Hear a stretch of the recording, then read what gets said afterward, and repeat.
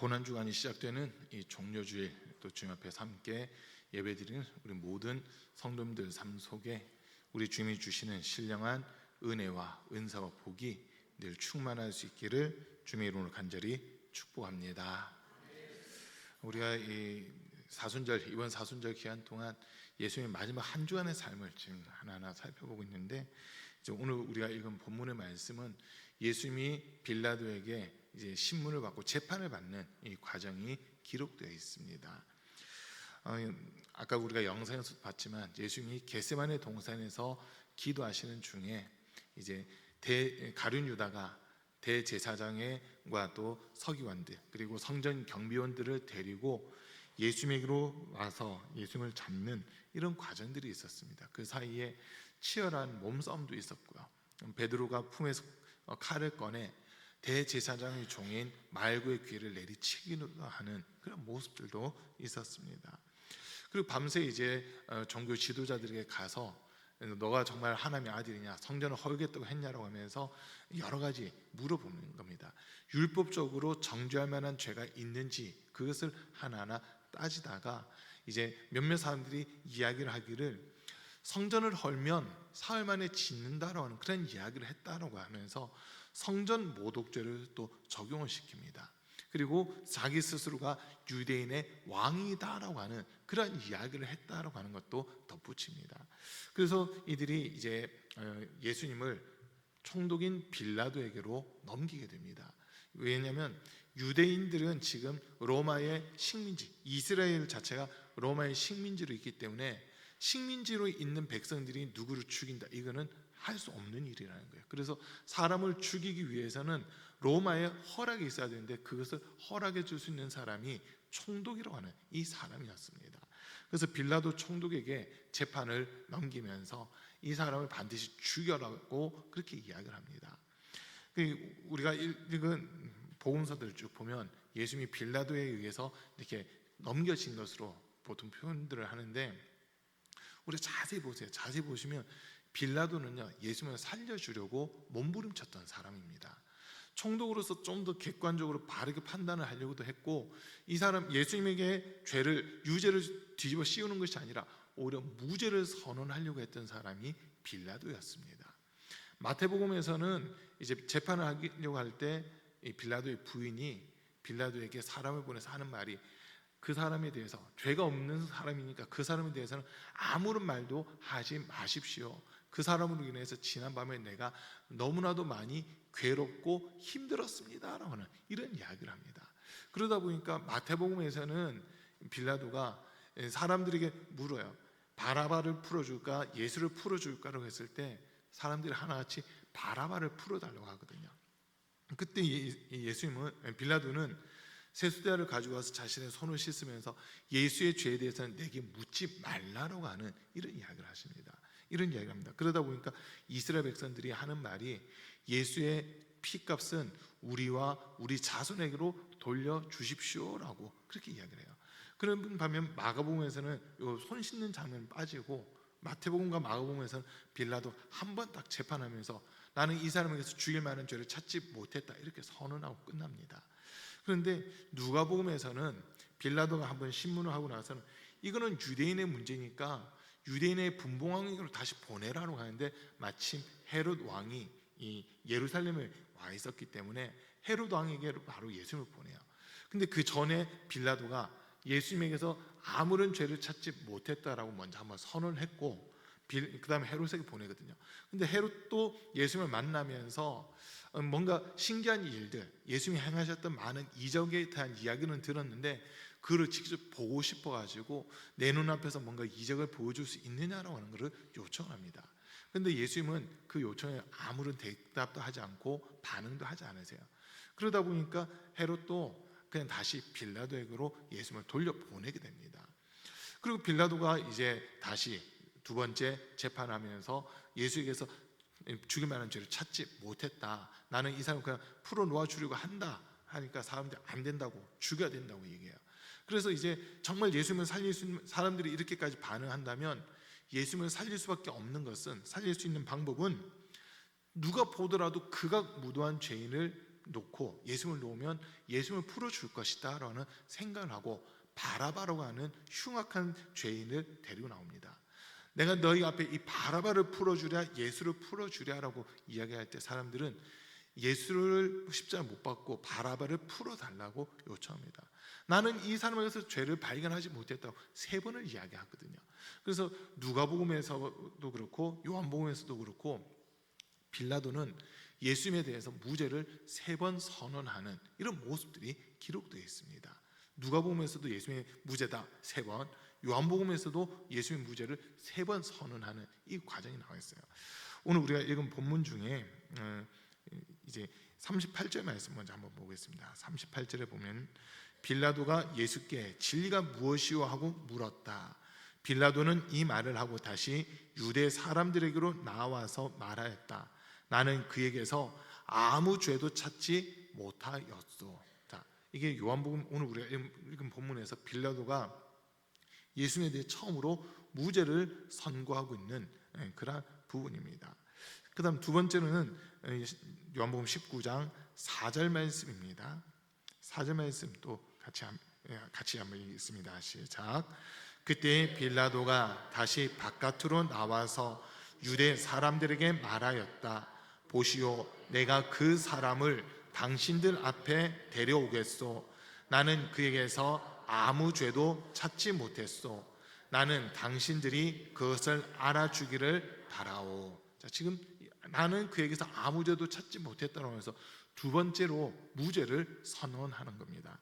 자, 그 다음 또 3번째로는 6절 말씀입니다. 6절 말씀도 같이 읽겠습니다. 시작. 대제사장들과 경비병들이 예수를 보고 외쳤다. 십자가에 못 박으시오. 십자가에 못 박으시오. 그러자 빌라도는 그들에게 당신들이 이 사람을 데려다가 십자가에 못 박으시오. 나는 이 사람에게서 아무 죄도 찾지 못했소 하고 말하였다. 아멘. 자, 지금 우리가 오늘 읽은 본문에서만 빌라도는 예수님에게서 아무런 죄를 찾지 못했다라고 3번을 선언하는 이 모습입니다. 지금 이걸 우리나라 법원 체제로 이야기를 한다면 3심제예요. 지방법원, 고등법원, 대법원인데 그 판결을 이 당시는 총독이 다 할 수 있었거든요. 3번이나 무죄를 선언했음에도 불구하고 예수님이 십자가에 못 박히게 되는 지금 이 장면을 우리가 보는 겁니다.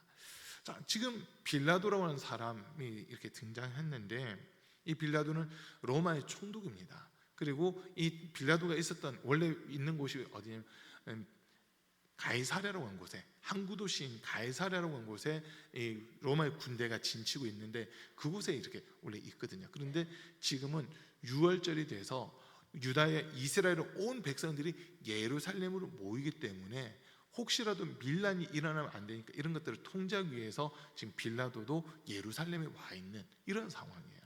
자, 로마 황실로부터 권한을 받아서 이 식민지를 통치하고 관리하러 가는 그런 차원에서 보내진 사람이 이 빌라도라는 사람입니다. 오늘 이 빌라도는 그냥 자기의 감정 가지고 이야기하는 사람이 아니라 아주 냉철한 그런 사람이거든요.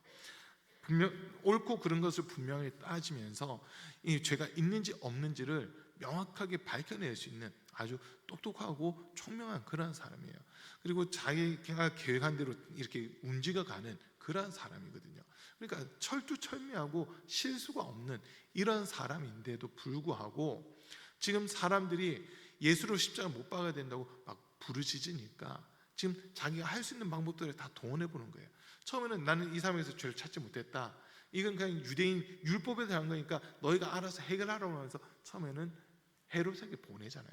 그런데 헤롯도 율법적으로 뭔가 죄를 발견하지 못해서 빌라도에게 다시 보냈거든요. 그리고 빌라도는 이제 사람들 앞에서 안 된다. 이 사람에게서는 죄가 없다는 것을 분명 밝혀요. 그러면서도 예수님을 풀어주려고 아까 얘기한 대로 바라바로 하는 죄수를 데리고 나왔는데 이거는 누가 보더라도 예수님이 풀려 나와야 되는 상황이 맞는 거거든요. 그러나 사람들은 예수를 십자가에 못 박으소서, 예수를 십자가에 못 박으소서라고 외치게 돼요. 이게 이제 점점 밀란이 일어날 만한 분위기가 되니까 그러면 예수를 십자가에 못 박는 건 당신들이 알아서 해라. 이 사람이 십자가에 죽으면 나는 관여하지 않겠다라고 하는 게 사실 빌라도의 입장입니다. 그래서 마지막으로 하는 이야기가 이 사람에게서는 아무런 죄도 찾지 못했다는 것을 분명 선언하거든요. 자, 근데 이 사건으로 인해서 빌라도가 큰 문제가 생깁니다. 이 철두철미하고 냉철한 그 빌라도가 자신이 판단한 것이 지금 꺾여버렸잖아요. 민심에 의해서, 밀란에 의해서 자신이 결정했던 것들이 꺾여버리고 나니까, 우리 성경 기록되지 않았는데 그 이후에 빌라도가요, 유대인들을 좀 학살하는 그런 일들도 일어나게 됩니다. 상당히 이 빌라도라는 사람 자신이 엄청난 충격을 받은 거예요.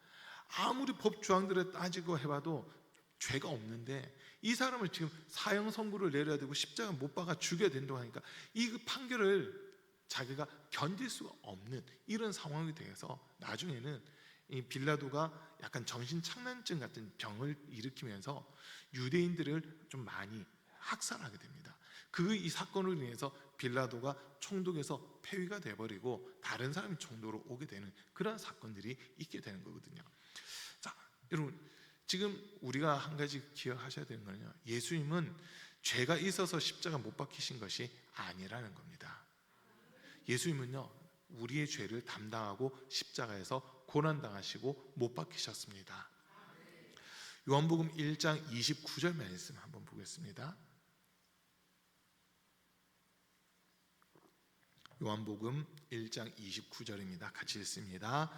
이튿날 요한이 예수께서 자기에게 나오심을 보고 이르되 보라, 세상 죄를 지고 가는 하나님의 어린 양이로다. 아멘. 예수님이 공생애를 시작하기 전에 제일 먼저 하신 일이 세례 요한에게 세례를 받는 거였습니다. 세례를 받으면서 예수님의 공생애가 시작이 되는데, 이 세례 요한은 예수님을 보면서 제일 첫 마디가 보라, 세상 죄를 지고 가는 하나님의 어린 양이로다라고 하는 이 이야기를 하고 있습니다. 예수님이 죄가 있어서 십자가에 못 박히신 것이 아니다는 거거든요. 지금 빌라도가 3번이나 무죄를 선고한 이 부분만 놓고 보더라도 예수님에게는 죽일 만한 죄를 전혀 찾을 수가 없었다고 하는 게 지금 빌라도의 고백입니다. 빌라도의 이야기입니다. 자, 그런데 예수님이 십자가에 죽으셔야만 되는 이유는 하나님의 아들로서 이 세상에 사는 모든 사람이 죄를 범하였고 하나님과 거리가 멀어지고 하나님과 분리, 단절되어 있는 이런 상황 속에서 하나님과 사람 사이를 연결시키고 중보할 수 있는 것은 죄 없는 하나님의 아들 예수님이 죽어야지만 우리가 살 수 있는 길이 열린다라고 한 겁니다. 성경은 우리에게 분명히 이야기합니다. 죄의 값은 사망이다라고요. 사망으로 갈 때 우리가 2가지로 생각하셔야 돼요. 먼저는 우리 육체의 죽음입니다. 한 번 죽는 것은 모든 사람에게 정해져 있어요. 이 땅에 태어나서 한 100년 내지 120년, 하나님이 정하신 수명으로는 120년, 지금 사람들의 평균 수명으로 놓고 보면 한 80세 정도, 좀 이제 과학과 의학의 도움을 받으면 100세 전후, 이렇게 지금 사람들의 수명이 이어지고 있는데, 몇 년을 살든, 뭐 70년을 살았든 80년을 살았든 90년을 살았든 100년을 살았든 한 번은 살고 죽을 수밖에 없는 게 우리 몸이라고 하는 거거든요.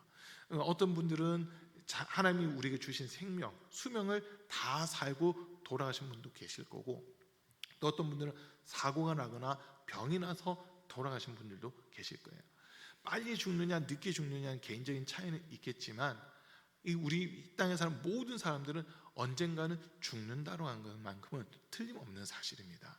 이거는 인류 최초의 사람인 아담이 하나님 앞에서 범죄함으로 모든 사람이 죄인이 되었고 모든 사람이 죽을 수밖에 없는 그런 존재가 되었다고 하는 것을 우리에게 가르쳐주는 부분입니다. 그런데 성경은 분명히 얘기해요. 이 죽음이 끝이 아니라는 거예요. 육체의 죽음이 끝이 아니라 우리 속사람 영혼에 대해서도 사망이냐 생명이냐로 나누어지는 겁니다. 오늘 이 자리에서 함께 예배드리는 우리 사랑하는 성도님들은 우리 영혼이 영원한 생명, 영생을 얻는 그런 은혜가 있기를 축복합니다. 우리 영혼은 천국이냐 지옥이냐, 영생이냐 영벌이냐로 분명하게 나눠지는 거거든요. 이거는 우리 육체의 죽음 이후에 나눠지는 부분이에요. 육체의 죽음 이후에, 육체의 생명이 다 한 이후에 우리 영혼은 영과 혼, 이걸 합해서 영혼이라고 흔히들 이야기하는데, 이 영혼은 영원토록 죽지 않는 존재입니다. 죽지 않는데 천국에서 영원토록 하나님과 함께 할 거냐, 지옥에서 영원토록 고통을 받을 거냐로 나누어지는 겁니다. 그 나누는 기준은요, 죄인이냐 아니냐라고 하는 이 차이거든요. 성경에서 말하는 죄는 딱 한 가지밖에 없습니다. 지옥 가는 죄에 대한 거예요. 성경에서 말하는 지옥 가는 죄는 딱 한 가지밖에 없습니다. 믿지 않는 거거든요. 요한복음 16장에서 보면 성령이 우리에게 오시면 가르쳐 주신 것이 세 가지에 대해서 가르치고 책망하신다고 말씀합니다. 성령이 오시면 죄에 대하여, 의에 대하여, 심판에 대하여 너희를 가르치고 책망하시리라. 죄에 대하여라면 그들이 나를 믿지 않으며, 의에 대하여라면 내가 아버지께로 올라가리니 너희가 다시 나를 보지 못하며, 심판에 대하여라면 세상 임금이 심판을 받았습니다 라고 이렇게 우리에게 알려주고 있습니다. 그러니까 지금 여기서 보세요. 죄에 대하여라면 믿지 않는 거라고 분명하게 이야기를 합니다. 하나님을 믿지 않고 예수 그리스도를 믿지 않는 것, 이것이 죄다라고 정의를 내리고 있어요. 우리가 흔히 죄라고 하는 것들, 흔히 생각하는 죄는 뭔가 나쁜 짓을 하는 것, 또는 법으로 정해진 규칙이라든지 규율, 법률, 여기서 벗어나면 일반적으로 죄라고 하는 이야기를 하거든요. 근데 그거는 죄라고 하기보다는 좀 더 좁은 의미로 범죄라고 해야 맞는 겁니다. 범죄라고 해야 맞는 거고요. 성경에서 말하는 죄는 법적인 죄뿐만 아니라 양심적인 죄와 도덕적인 죄, 이것까지도 다 포함하고, 그러면서 더 나아가서 하나님을 믿느냐 안 믿느냐로 나눠지는 거거든요. 여러분, 믿지 않는 사람들이 따르는 모습은 어떤 모습이냐면 로마서 1장 28절 이후의 말씀들이 됩니다. 로마서 1장 26절부터 한번 띄워주세요. 로마서 1장 26절부터 마지막 절까지를 제가 한 절 읽고 여러분들 한 절 읽고 교독합니다.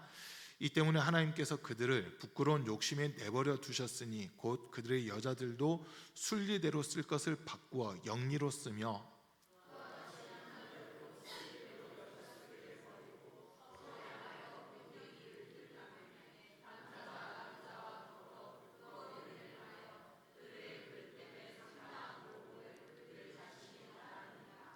또한 그들이 마음에 하나님 두기를 싫어하며 하나님께서 그들을 그 상실한 마음대로 내버려 두사 합당하지 못한 일을 하게 하셨으니,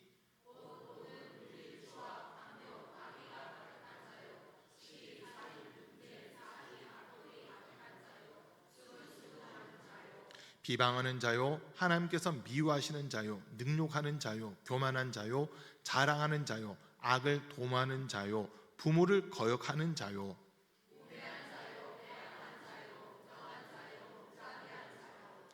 그들이 이 같은 일을 행하는 자는 사형에 해당한다고 하나님께서 정하심을 알고도 자기들만 행할 뿐 아니라 또한 그러한 일을 행하는 자들을 옳다 하느니라. 아멘. 자, 지금 로마서 1장에서 지금 쭉 이야기하는데 제일 중요한 말씀이 뭐냐면 28절 말씀이거든요. 그들이 마음에 하나님 두기를 싫어하며 하나님께서 그들을 그 상실한 채로 내버려 두시고 옳지 못한 일, 합당하지 못한 일을 그냥 하게끔 내버려 두셨다라고 하는 이 표현입니다. 사람들이 흔히 저지른 범죄라고 하는 이 부분이 어디서부터 시작되냐면, 좀 파고 들어가면 우리 마음속에 하나님을 믿지 않는 것, 하나님을 두지 않고 예수 그리스도를 믿지 않는, 여기에서부터 모든 죄와 범죄들이 시작되고 있다고 하는 겁니다. 우리 사랑하는 성도님들, 우리 마음속에 예수님 모셔야 됩니다. 예수님 믿는 온전한 믿음 가지고 계셔야 됩니다. 그래야 죄와 싸워 나가는 거예요. 믿음을 가진 사람들은요, 하나님이 선하시고 기뻐하시고 온전하신 뜻을 이루게 몸부림치는 사람들이거든요. 그런데 믿지 않는 사람들은 내 육체가 원하는 대로, 내 속에 옳은 대로 행하고자 하다 보니까 하나님의 말씀에서 벗어나고 하나님 뜻에서 벗어나는 그러한 삶을 살아가는 겁니다. 하나님은 그들을 심판하시는 거예요. 신앙이 있다, 믿음이 있다고 하면서도 세상 사람들과 똑같이 살아가고 세상 사람들의 욕심, 정욕대로 사는 것을 부러워하면서 똑같이 그런 것들을 추구하고 있다면, 그 사람들은요, 주님 앞에 서는 날 너는 나를 믿지 않았다고 하면서 심판을 받게 된다고 한 겁니다. 예수님이 십자가에서 고난당하시고 죽임당하신 수밖에 없었던 것은 우리는 영적인 것을 제대로 알지 못하는 무지한 자들이다 보니까 이 무지함으로부터 오는 죄를 없애기 위해서 예수님이 십자가에 못 박히시게 된 겁니다. 예수님이 죄가 있어서 십자가에 못 박혔다면 우리의 구원자가 될 수 없죠. 그러나 성경은 분명히 얘기합니다. 예수님에게는 죄가 없다고요. 요한 1서 3장 5절 말씀입니다. 요한 1서 3장 5절 말씀입니다. 같이 읽겠습니다. 그가 우리 죄를 없애려고 나타나신 것을 너희가 아나니 그에게는 죄가 없느니라. 아멘. 자, 성경은 분명하게 정의를 내리고 있습니다. 예수님은 죄가 없다라고 분명하게 정의를 내리고 있습니다. 오늘 빌라도도 예수님에게는 죄가 없다라는 것을 분명 선언했거든요. 그런데 그 예수님이 지금 죽으셔야 되는 이유는 죄인이라서 죽으신 것이 아니라 죄가 없는데도 죽으셔야만 되는 이유는 누군가를 대신해 죽으셨다고 한 겁니다. 그 누군가가 바로 저와 여러분들입니다. 예수님은 저와 여러분들에게 영원한 생명을 주기 위해서, 죄값은 사망인데 우리 육체의 죽음뿐만 아니라 영혼의 죽음이라고 하는 것은 지옥 형벌밖에 없거든요. 지옥 형벌밖에 없어요. 천국과 지옥 그 중간에 뭐가 있다, 이거는 다 거짓말입니다. 성경은요, 천국 아니면 지옥이에요. 빛 아니면 어둠입니다. 이걸 우리 분명하게 나누셔야 돼요. 이 세상 사람들은 이 모습 보면서요, 소위 오류라고 이야기합니다. 흑백 논리의 오류라고 이야기를 해요. 그런데 영적인 세계는 천국과 지옥밖에 없습니다. 영생과 영벌밖에 없습니다. 아멘. 중간에 뭐가 있다 하는 분들은 천주교에서는 그 얘기를 해요. 연옥이라고 하는 것이 있다고 얘기를 합니다. 연옥이 있어서 이 남은 사람들이 이 연옥이 있는 사람들을 위해 뭔가 더 열심히 하면, 공로를 채우는 강하면 연옥이 있는 사람이 천국 갈 수도 있다고 그렇게 가르쳐요. 그건 연옥은 성경에도 없는 이야기입니다. 믿으시면 안 돼요. 천국 아니면 지옥입니다. 자, 그런데 예수님이 이 땅에 오신 목적이 뭐냐? 지옥 갈 수밖에 없고 심판받을 수밖에 없는 우리를 천국 보내기 위해서 예수님이 이 땅에 오셨습니다. 우리는 그 예수님을 믿는 거예요. 우리의 의로 구원받는 것이 아니라 예수님이 우리의 죄를 대신 담당하고 십자가에서 고난당하시고 피 흘리시고 죽임 당하신 것을 믿는 사람만 구원받아 천국에 갈 수 있다고 한 겁니다. 믿지 않는 사람들은 그런 얘기예요. 세상에서 착하게 살아가는 사람, 소위 법 없이도 사는 사람들이 이렇게 살았다고 평가받는 사람들, 그분들이 돌아가시면 장례식장 가서 보세요. 제일 많이 듣는 이야기가 이 땅에서 고생 많이 했으니, 정말 착하게 선하게 살았으니 이제 좋은 곳에 갈 거야 라고 하는 그런 말들을 하거든요. 그리고 이 땅에서 착하게 살았다고 천국 가는 게 아니라 예수님을 믿어야 천국 가는 겁니다. 예수님은 이 죄, 우리가 하나님의 피조물이고 하나님의 형상대로 지음 받았으나 죄로 인하여 하나님의 형상이 우리 속에서 깨지고 파괴되고 부서져 버렸잖아요. 이 잃어버리는 하나님의 형상을 회복시키기 위해서 예수님이 이 땅에 육신을 입고 오신 거였습니다. 우리의 죄를 없애기 위해서, 우리의 죄를 담당하기 위해서 예수님이 육신을 입고 이 땅에 오실 수밖에 없었고, 그 예수님이 십자가에서 고난을 받을 수밖에 없는 이런 모습이 되었다고 한 거거든요. 성경 또 한 군데 찾아볼게요. 마태복음 20장 28절 말씀입니다. 마태복음 20장 28절 말씀입니다. 또 같이 읽겠습니다. 인자가 온 것은 섬김을 받으려 함이 아니라 도리어 섬기려 하고 자기 목숨을 많은 사람의 대속물로 주려 함이니라. 아멘. 자, 예수님이 이 땅에 오신 목적, 많은 사람의 대속물로 자기 목숨을 내주기 위해서 오셨다라고 하는 그 이야기를 하잖아요. 하나님으로만 계실 때는 죽을 수가 없어요. 누군가 대신 죽어야 되는데 하나님 영으로만 존재하실 때는 죽을 수가 없기 때문에 죽기 위해서는 육신이 필요했던 거거든요. 그래서 예수님이 육신을 입고 이 땅에 오신 겁니다. 그런데 아까 우리가 말씀드렸잖아요. 빌라도는 예수님에 의해서 죄를 찾으려고 했어요. 사람들이 십자가 못 박게 죽여 주소서라고 하면서 예수님을 고발했고 빌라도에게 넘겼기 때문에 십자가 죽일 만한 죄가 있는지를 먼저 찾아보는 겁니다. 그리고 이 당시 십자가 처형은 받고 싶다고 해서 받는 게 아니에요. 십자가 처형은요, 소위 말하는 국가 내란죄라든지 국가 전복죄, 이런 죄, 그러니까 나라를 완전 뒤집어 엎을 만한 그런 죄를 범한 사람들이 당하는 게 십자가의 처형이었습니다. 그러니까 이 당시 로마 제국이 다스리고 로마의 식민지로 있잖아요. 이거를 전복시켜서 소위 쿠데타를 일으킬 마음이 있고 쿠데타를 일으킬 목적을 가지고 있는 사람들, 그 사람들이 십자가 처형의 대상들이에요. 또는 황제를 암살할 계획을 가지고 있는 사람들, 이 사람들이 십자가에서 죽을 수 있는 그런 사람들이거든요. 그러면 지금 예수님이 이 땅에 계시면서 누구를 죽인 일이 있습니까? 때린 일이 있습니까? 훔친 일이 있습니까? 그런 게 아무것도 없거든요. 아무것도 없어요. 특별히 지금 빌라도가 예수님에 대하여 신문했던 내용들도 있잖아요. 너가 유대인의 왕이냐라고 물었을 때 예수님은 한 번도 그렇다고 대답하는 게 아니라 너가 그렇게 이야기하는 것 같다고 얘기합니다. 너가 지금 나보고 유대인의 왕이라고 묻고 있는데 너 생각으로 묻는 거냐 아니면 이 사람들이 했던 얘기 때문에 그렇게 묻는 거냐라고 하면서 오히려 예수님이 반문을 하시거든요. 그러니까 예수님은 자기 스스로 내가 유대인의 왕이다라고 한 적은 한 번도 없으세요. 오히려 사람들이 예수님을 호칭할 때 다윗의 자손 예수여라고 하는 이 호칭을 썼을 뿐이거든요. 이건 맞잖아요.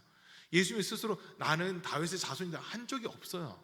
그렇게 말씀하신 적이 없는데 사람들이 예수님에 대해서 이야기할 때마다 다윗의 자손 예수여, 다윗의 자손 예수여, 우리를 불쌍히 여기소서라고 하는 이런 이야기를 합니다.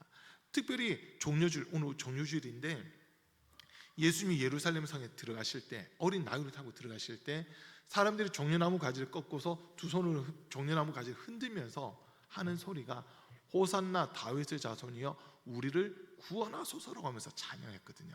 그 모습을 보고 사람들이 빌라도에게 고발한 거예요. 봐라, 사람들이 지금 예수를 왕으로 추대하려고 한다. 다윗의 자손이라고 하면서 왕으로 추대하고 우리를 구원하소서라고 하는 이거를 영혼의 구원이 아니라 식민지인 여기서 해방되게 해달라고 하는 이런 요구로 사람들을 했다는 거였죠. 그러다 보니까 그 부분만 놓고 보면 예수님이 지금 예루살렘 들어가신 이유가 쿠데타를 해서 이 로마의 속국이 아니라 로마로부터 독립을 하기 위해 예수님이 예루살렘 들어간다, 이런 식으로 지금 죄를 만들어 버린 거예요. 근데 예수님은 한 번도 그런 생각을 하신 적이 없습니다. 한 번도 그런 생각을 하신 적이 없었고 예수님은 3번에 걸쳐서 자신의 죽음과 부활에 대한 말씀을 먼저 예고하시잖아요. 근데 그때 첫 번째와 두 번째만 잘 보시면은 예수님이 첫 번째 자신의 죽음과 부활에 대해서 말씀하신 것이 마태복음 16장에 기록되어 있습니다. 어떤 사건이냐면 베드로가 주는 그리스도시요 살아계신 하나님의 아들이시니다라고 고백한 이후에 이 고백과 그리고 예수님의 베드로 사이의 대화가 있고 나서 바로 예수님이 하신 말씀이 이제 우리는 예루살렘으로 간다. 그곳에서 인자는 사람들에게 잡힐 것이고 십자가에서 죽게 된다. 그러나 3일 만에 다시 부활한다고 하는 것을 처음으로 말씀하십니다. 자, 한번 같이 읽겠습니다. 이때로부터 예수 그리스도께서 자기가 예루살렘에 올라가 장로들과 대제사장들과 서기관들에게 많은 고난을 받고 죽임을 당하고 제3일에 살아나야 할 것을 제자들에게 비로소 나타내시니. 보세요. 자신의 죽음에 대한 첫 번째 예고를 하시는데 언제 했느냐?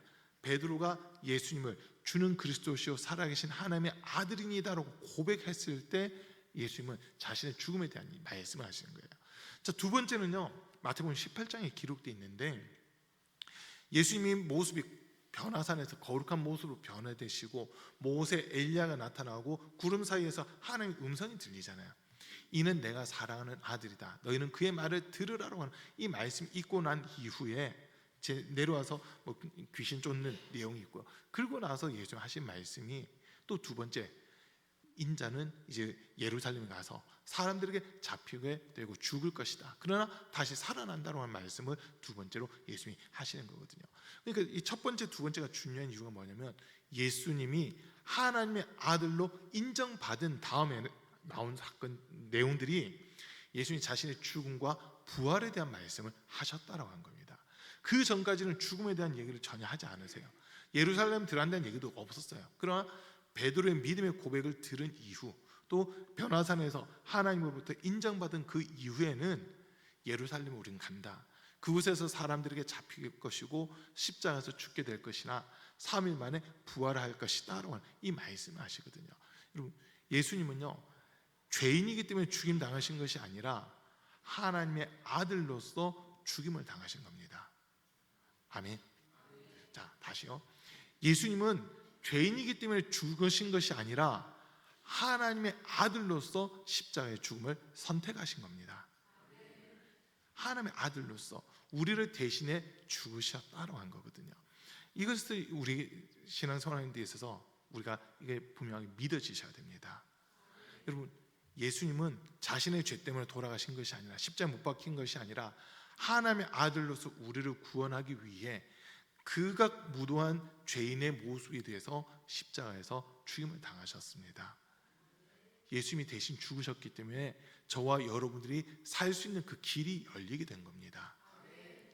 우리 이사야 53장 5절과 6절 말씀 또 한번 보겠습니다. 이사야 53장 5절 6절 두 절 말씀입니다. 같이 읽습니다. 그가 찔림은 우리의 허물 때문이요 그가 상함은 우리의 죄악 때문이라. 그가 징계를 받음으로 우리는 평화를 누리고 그가 채찍에 맞음으로 우리는 나음을 받았도다. 우리는 다 양 같아서 그릇 행하여 각기 제 길로 갔거늘 여호와께서는 우리 모두의 죄악을 그에게 담당시키셨도다. 아멘. 자, 예수님이 죽으신 이유가 이거예요. 우리가 받아야 되는 찔림, 상함, 징계, 이 모든 것들을, 채찍질까지 이 모든 것들을 예수님이 대신 당하시고 우리에게는 평화를 주시고 안식을 주시고 낫게 해주시는 그 은혜를 허락해 주셨다고 한 겁니다.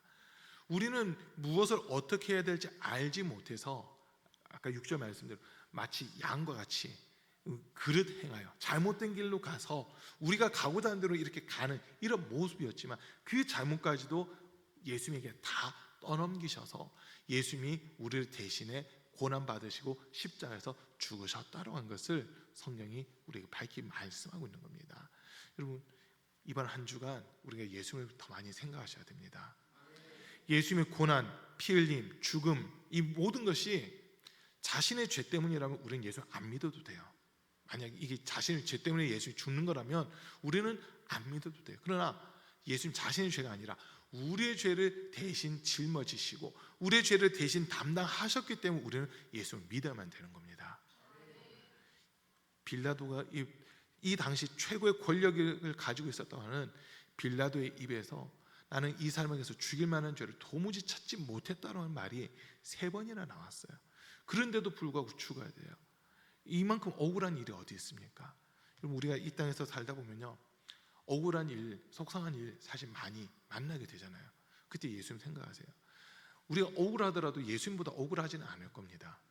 우리가 속상해도 예수님만큼 속상하지는 않을 거예요. 죽일 만한 죄가 있어야 죽는다 해야 뭔가 이해도 되고 납득도 될 텐데 죄가 전혀 없다고 하는데 지금 죽어야 되니까 이거를 어떻게 받아들일 수 있어요? 아까 우리 찬양단이 얼마나 아프실까라고 하는 찬양 이렇게 같이 했었잖아요. 그 가사 중에 보세요. 얼마나 아프실까 하나님의 마음은. 독생자를 주셨건만 사람들 부인하며 욕할 때라고 하는 그 가사처럼 하나님은 지금도 우리를 향한 마음, 우리가 온전히 예수 그리스도를 구주로 영접하고 우리가 영원히 구원받아 하나님의 백성들과 하나님의 나라가 되는 거, 이거를 기다리고 계시는데 지금도 예수를 믿지 않는 사람들로 인해서 마음 아파하고 계신다라고 하는 겁니다. 여러분, 우리 하나님은 지금도 예수님을 죽인 것에 대해서 후회하지 않으세요. 저와 여러분들이 구원받았잖아요. 저와 여러분들이 예수님을 영접한 것, 이것만으로도 우리 하나님은 후회하지 않으세요. 예수 그리스도의 희생으로 내가 너를 얻었다, 예수 그리스도의 피로 내가 너를 값주고 샀다고 말씀하시면서 우리가 하나님의 자녀라고 하는 것을 증명해 주고 계시거든요. 이 한 주간 정말 예수님의 고난, 피 흘림을 더 깊이 생각하시면서 예수님의 영광스러운 부활에도 함께 참여할 수 있는 우리 성도님들이 되시기를 주님의 이름으로 간절히 축복합니다.